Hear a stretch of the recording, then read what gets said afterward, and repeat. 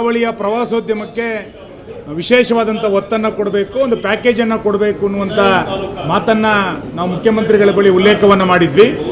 ಆದರೆ ಯಾವುದೇ ರೀತಿಯಾದಂಥ ಪ್ರವಾಸೋದ್ಯಮಕ್ಕೆ ಬೇಕಾದಂಥ, ಕರಾವಳಿಯ ಪ್ರವಾಸೋದ್ಯಮಕ್ಕೆ ಬೇಕಾದಂಥ ಯಾವುದೇ ಸ್ಪಷ್ಟವಾದಂಥ ಭರವಸೆಯನ್ನು, ಯೋಜನೆಯನ್ನು ಈ ಸರ್ಕಾರ ಬಜೆಟ್ನಲ್ಲಿ ಇವತ್ತು ಕೊಟ್ಟಿಲ್ಲ.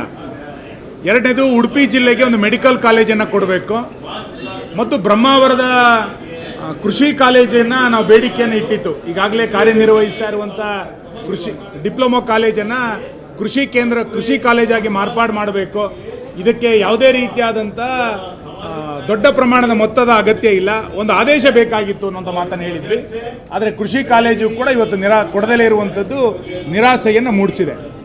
ಎಲ್ಲಕ್ಕಿಂತ ಹೆಚ್ಚಾಗಿ ನಮ್ಮ ದಕ್ಷಿಣ ಕನ್ನಡ ಮತ್ತು ಉಡುಪಿ ಜಿಲ್ಲೆಗಳಿಗೆ ಇಂದಿನ BJP ಸರ್ಕಾರದ ಕಾಲದಲ್ಲಿ ಪಶ್ಚಿಮ ವಾಹಿನಿಯ ಮುಖಾಂತರ ವ್ಯಾಪಕವಾದಂಥ ಕಿಂಡಿ ಅಣೆಕಟ್ಟುಗಳನ್ನು ನಮ್ಮ ಸರ್ಕಾರದ ಕಾಲದಲ್ಲಿ ಮಾಡಿದ್ವಿ.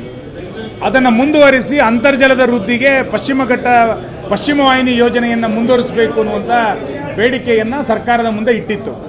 ಆ ಪಶ್ಚಿಮ ವಾಹಿನಿಯನ್ನು ಕೂಡ ಈ ಸರ್ಕಾರ ಕೈಯನ್ನು ಬಿಟ್ಟಿರುವಂಥದ್ದು ನೀರಾವರಿಯ ದೃಷ್ಟಿಯಿಂದ, ಅಂತರ್ಜಲದ ದೃಷ್ಟಿಯಿಂದ ಕರಾವಳಿಯನ್ನು ಸಂಪೂರ್ಣವಾಗಿ ನಿರ್ಲಕ್ಷ್ಯ ಮಾಡಲಾಗಿದೆ ಎನ್ನುವಂಥದ್ದು ಇವತ್ತು ಸ್ಪಷ್ಟ ಆಗಿದೆ. ಬಂದರುಗಳ ಪುನಶ್ಚೇತನಕ್ಕೆ ಬೇಕಾದಂಥ ಅನುದಾನವನ್ನು ಕೊಡಲಿಲ್ಲ.